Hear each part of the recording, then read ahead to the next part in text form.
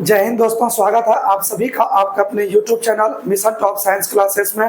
दोस्तों, जैसा कि आप सभी को पता है कि हम लोग डेली जो है सुबह 6 बजे एक नए कॉन्सेप्ट के साथ जुड़ते हैं। दोस्तों, आज आप लोगों के लिए साइंस का एक महत्वपूर्ण पार्ट है जिसमें फिजिक्स के अंतर्गत आप लोग पढ़े होंगे ये प्रोजेक्टाइल मोशन के बारे में। दोस्तों, यहाँ से देखा गया है कि रेलवे ने कई सारे क्वेश्चन आपको यहाँ से पूछ दिया गया है, जिसमें थ्योरी सहित न्यूमेरिकल्स भी आप लोगों से देखा गया है, क्वेश्चन में आया हुआ है। तो इसलिए दोस्तों, आप सभी लोगों को इस टॉपिक को बहुत अच्छी तरीके से कवर करना है। और दोस्तों, हम लोग इस टॉपिक को इतना बढ़िया से कवर करेंगे इनके थ्योरी के साथ कि आज के बाद आप लोगों का यहाँ से एक भी कॉन्सेप्ट एग्जाम में छूटने वाला नहीं है।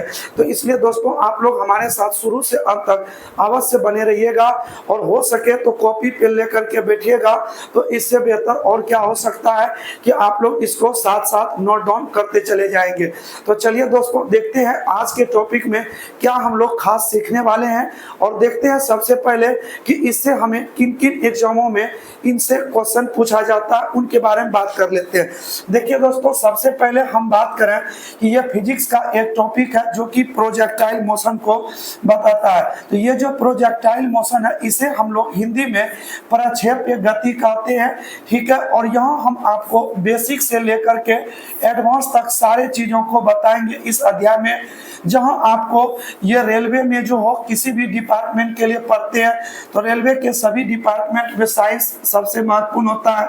और उसी तरह बात करें एसएससी, यहाँ भी आपको इससे एक आध क्वेश्चन देखने को मिल जाता है। और बिहार एसएससी इसमें तो आपको पूछेगा ही पूछेगा। और यूपी पुलिस जैसे एग्जाम में भी आपको यहाँ से क्वेश्चन देखने को मिल जाएगा। तो इसलिए दोस्तों, आप इस तरह के का टॉपिक डेली अगर पाना चाहते हो तो आप लोग हमारे इस चैनल को सब्सक्राइब कर लीजिए और बेल आइकन प्रेस करके अवश्य रखिए, क्योंकि जब भी हम इस तरह का टॉपिक लेकर आएंगे तो नोटिफिकेशन आप तक पहुंचता रहेगा। तो चलिए देखते हैं आज के टॉपिक का खास बात क्या रहने वाला है। तो चलिए सबसे पहले बात करते हैं हम लोग प्रक्षेप्य गति कहते किसको है। पहले हम इस गति के बारे में जान लेते हैं कि ये प्रोजेक्टाइल मोशन होता क्या है। दोस्तों, आप लोग क्रिकेट अवश्य खेलते होंगे या कोई बॉल वगैरह है, उनको लेकर के आपने जब अपने हाथ से फेंके होंगे तो आपने एक चीजों का इमेज क्या होगा कि जब हम यहाँ पर खड़े रह करके किसी भी चीज को अगर फेंकते हैं ऊपर की ओर तो बॉल कुछ इस तरीके से मूव करके जमीन पर आता है। या आप इसमें मान लिया जाए कोई भी फेंकते हो, जैसे मान लिया जाए भाला फेंक खिलाड़ी जो होता है भाला को फेंकता है, क्या ये भी तो कुछ इसी ढंग से गति करते हुए जमीन पर आता है। तो दोस्तों, यही जो गति है यही गति क्या कहलाता है, तो प्रक्षेप्य गति कहलाता है। और इसमें जब किसी वस्तु को फेंका जाता है तो आप अवश्य याद रखिएगा इसको किसी न किसी कोण से फेंका जाता है ताकि यह वस्तु अधिक से अधिक दूरी तय कर सके, अधिक से अधिक ऊंचाई तक जा सके। इन चीजों को देखते हुए यहाँ से एंगल बना करके फेंका जाता है। तो इसीलिए जब किसी वस्तु को कोण बना करके फेंका जाता है तो ऐसा गति क्या कहलाता है, प्रक्षेप्य गति। और आप लोग इसमें देखे होंगे कि इस तरह का जो सिंबल ये बन रहा है, क्या ये पैराबोला है कि नहीं है, तो बिल्कुल ये आपका जो है पैराबोला ये बन रहा है यहाँ पर। इसीलिए आपसे कभी कभी प्रश्न ये भी पूछ लिया जाता है कि बताइए कि ये जो प्रक्षेप्य गति है ये इसका आकार बताइए क्या है। तो आप लोग जवाब दीजिएगा कि इसका आकार जो है वो कैसा है, तो परवलय है, यानी पैराबोलिक इसका आकार से बन रहा है, ठीक है। तो आप लोगों को ये चीज समझ में आ गया होगा कि जब हम किसी वस्तु को कोण बना के फेंकते हैं तो वही गति क्या कहलाता है, प्रक्षेप्य गति। और इसका आकार का बात करें तो आकार कैसा होता है, तो परवलय होता है। तो यहाँ से आपको एग्जाम में दो क्वेश्चन बन गया कि जब किसी वस्तु को कोण बना के फेंका जाता है तो वो प्रक्षेप्य गति होता है और इसका आकार जो होता है दोस्तों वो कैसा होता है, तो परवलय वलय होता है। तो देखिए यहाँ पर आप एक चीज और ध्यान से देखिए, तो जब आप किसी वस्तु को इस जगह से ऊपर की ओर फेंक रहे हो तो आप क्या देख रहे हो कि वस्तु धीरे धीरे ऊपर भी जा रहा है, यानी नीचे से ऊपर गति कर रही है।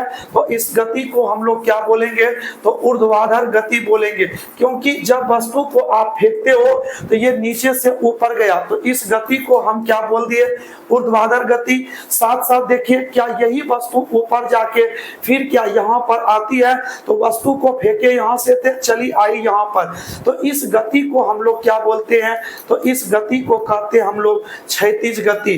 ठीक है, तो ऐसे कंडीशन में एक साथ दो तरह का गति होगा, तो एक ऊर्ध्वाधर गति और एक क्षैतिज, जिसमें ऊर्ध्वाधर गति में ऊर्ध्वाधर दूरी तय हो जाती है। ठीक है, ऊर्ध्वाधर दूरी तय हो गई और इस गति में जो हो गया ये क्षैतिज दूरी तय हो गई। ठीक है, तो दो तरह का दूरी आपको देखने मिला एक टाइम में। तो जब हम किसी वस्तु को ऊपर की ओर फेंकते हैं तो एक ही समय में दोस्तों हमें दो तरह का दूरी प्राप्त होता है, तो एक ऊर्ध्वाधर दूरी और दूसरा क्षैतिज दूरी प्राप्त होता है, यानी वर्टिकल डिस्टेंस और साथ में आपको हॉरिजॉन्टल डिस्टेंस भी मिल जाता है। तो आइए हम लोग इसके कॉन्सेप्ट को आगे और समझते हैं। एक बार आइए इनके परिभाषा को देख लेते हैं। क्या कह रहा है कि यदि किसी वस्तु को कोण बनाकर प्रक्षेपित किया जाता है तो उसी की गति को दोस्तों हम लोग क्या बोलेंगे, प्रक्षेप गति।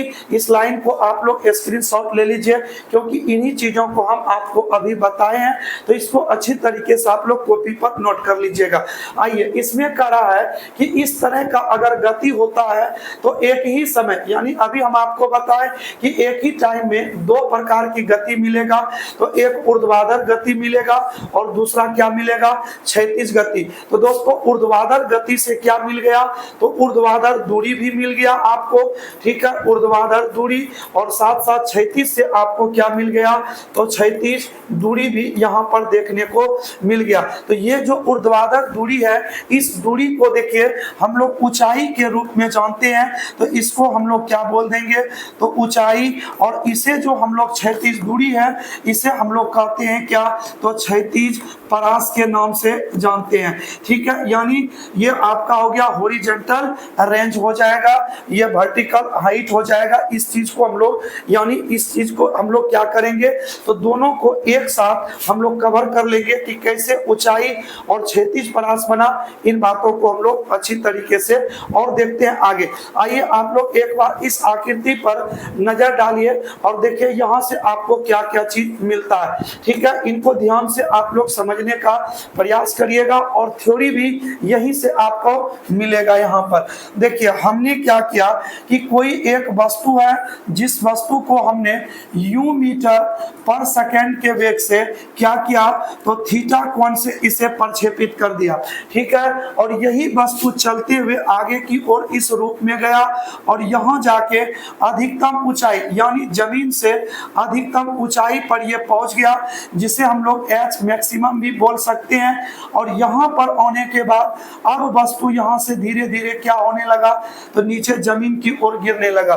तो देखिए यहाँ पर जब आप किसी कोण बना करके इसको फेंकते हो तो आपको यहाँ पर जो है क्या क्या देखने को मिलता है, तो दो कंपोनेंट देखने को मिला। जब हम किसी वस्तु को u वेलोसिटी से थीटा कोण बना करके प्रक्षेपित करते हैं तो एक आपको मिलता है क्षैतिज घटक। क्या मिल जाता है दोस्तों, तो क्षैतिज घटक। और इस चीज को ऊपर जो है इसे हम लोग क्या बोलेंगे, तो ऊर्ध्वाधर घटक के नाम से जानेंगे, यानी vertical component and horizontal component. दोनों में देखिए क्या क्या चीज आपको देखने को मिलेगा, ध्यान से आप लोग समझिएगा। दोस्तों यदि हम इसको यहाँ से मिला देते हैं तो क्या ये 90 डिग्री का एंगल होगा, और जब ये 90 डिग्री का एंगल होगा तो ये लाइन आपको यू बता रहा है, ये एंगल थीटा बता रहा है। तो बताइए कौन सा हम फॉर्मूला यूज करें जिसमें हमें ये बेस मिल जाए और थीटा कौन से हमें देखना है। तो अगर आपको बेस निकालना होगा तो आपको लगाना होगा cos थीटा। तो cos थीटा बराबर होता है बेस बाय हाइपोटेनस, तो यहाँ से आप लगा दीजिए।